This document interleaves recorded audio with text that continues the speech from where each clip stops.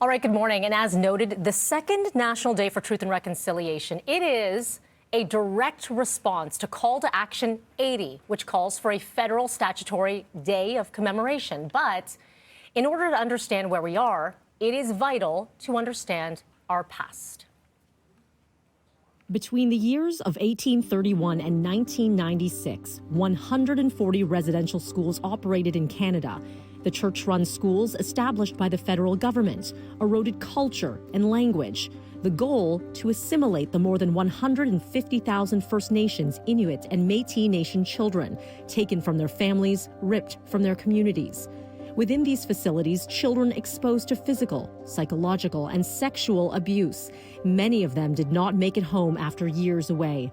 Those who did, survivors. But their trauma lives on, both within them and the generations to follow.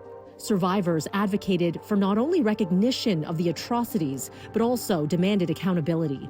The Truth and Reconciliation Commission was created as a result of the Indian Residential School Settlement Agreement, intended to compensate survivors and work toward a more just and equitable future for Indigenous peoples.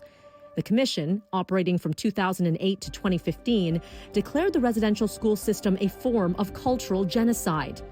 A final report released by the TRC in June of 2015 detailed 94 calls to action, steps for the government, faith groups, and community to take on a path toward reconciliation. May 2021, ground-penetrating radar technology confirming what the Indigenous community already warned about, the horrific discovery of 215 unmarked graves on the grounds of the former Kamloops Indian residential school site. Since then, the discovery of hundreds of unmarked graves on the grounds of other schools in Canada. And that work continues today.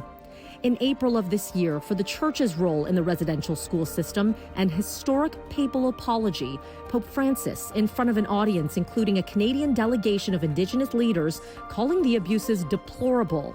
The pontiff apologizing again months later, this time in Canada. But his visit met with tension and another call to denounce the doctrine of discovery, a law that allowed the Crown to claim sovereignty over Indigenous peoples and land. Fast forward to today and the important path to reconciliation. How many of the 94 calls to action have actually been fulfilled? The number varies depending on how it is analyzed, but according to the Yellowhead Institute, 7 years after that pivotal report, only 11 are complete.